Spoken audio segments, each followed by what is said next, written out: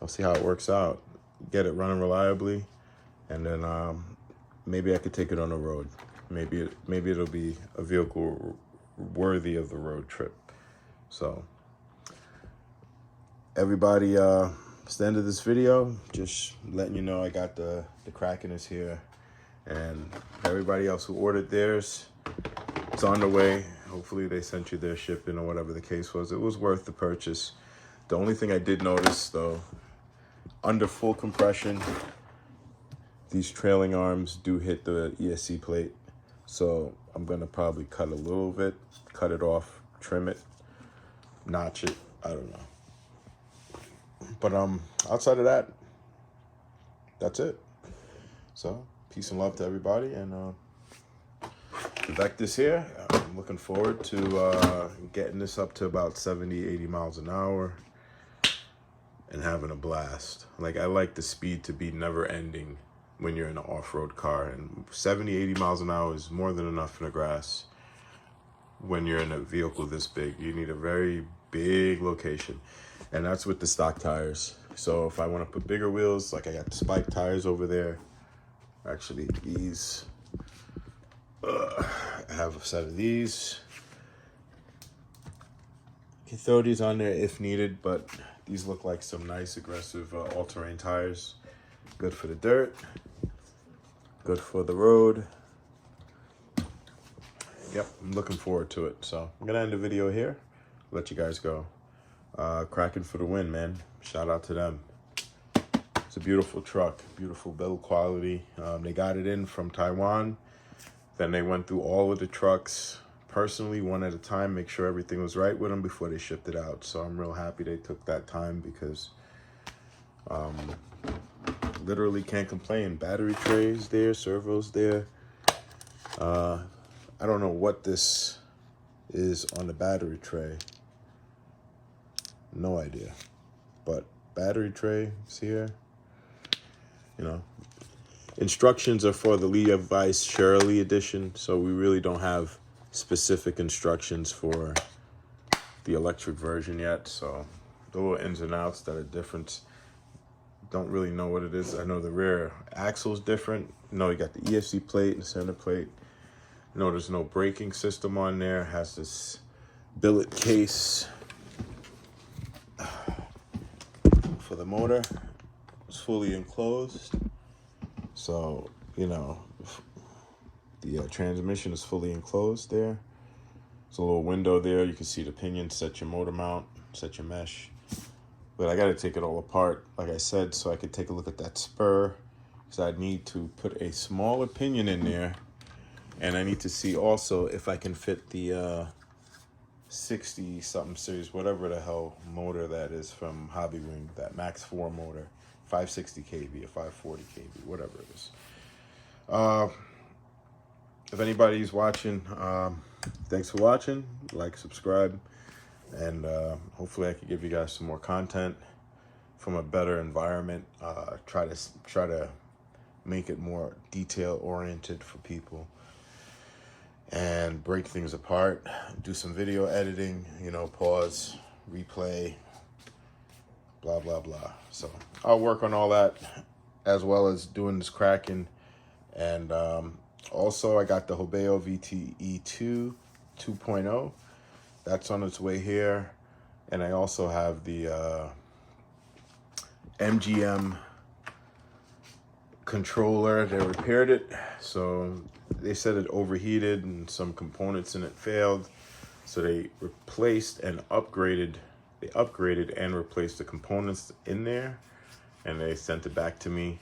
But of course, the warranty wasn't for free, so it did cost me more than an XLX2 did to get it back. But after you spend so much money on the ESC and you put so much time, and you kind of want to see that project through. So I do have the 1721. I pulled it out. That's the reason I actually pulled it out of this car, because that ESC is on its way back. So I put the 1727 in it, and it does fit.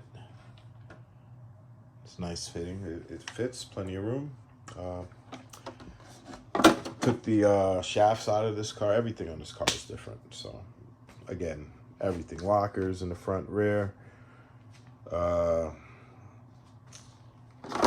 Did the scorched knuckles in the front. Really tightened up everything. Feels good. Feels good. It's not more tighter than it was stock, but it is solid. Solider. It's more solid. Not tighter due to the arms itself. The arms, and I don't know if these wheels are tight or I need to shim it. I don't know. I just kind of just not really caring too much about this car. And that truck over there ended up putting, like you can see these shiny axles here. These are RC four-wheel drive axles. Stainless steel, hardened steel. And these are the factory rears. Ended up upgrading this one over here.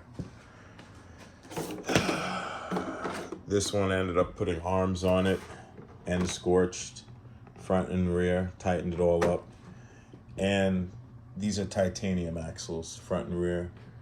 So I did a full upgrade on this one. It was worth the effort to take it all apart to do it. Put it on the alignment table, got it all straightened back up. And it hasn't hit the road since. So that's ready to go back again. And I'll probably be able to do an easy 150 again on that little road without too much worry. But I really, like I said, it's not worth sending that truck anywhere. It's worth it just to do it, work on it, polish it up, clean it up, make sure everything is fine with it, and leave it on the table. Because if something happens to that, it's going to be very frustrating to rebuild it. But honestly, I'm kind of talking out my ass because I have everything I need to put this truck back together.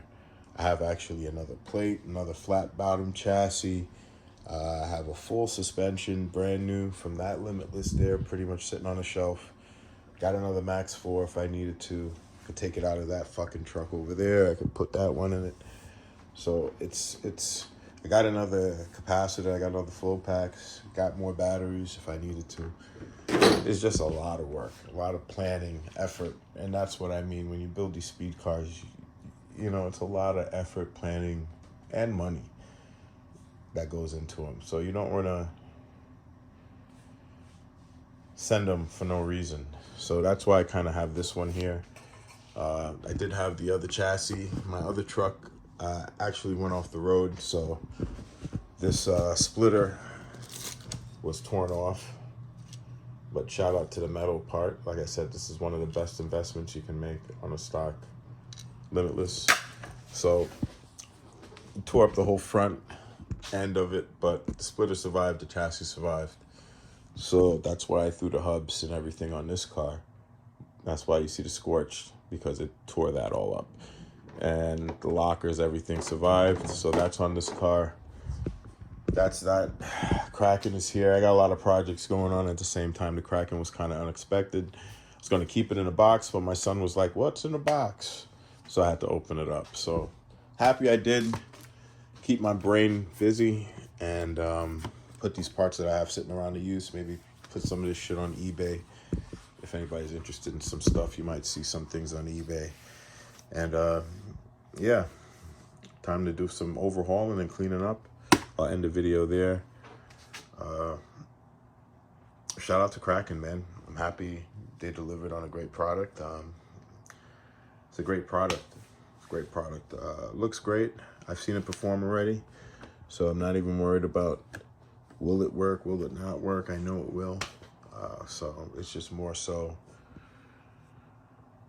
will the power setup work? And I'm thinking to do a 2-pole motor, maybe a LMT 3080 or 3100, but I want to do a 12S version of it. So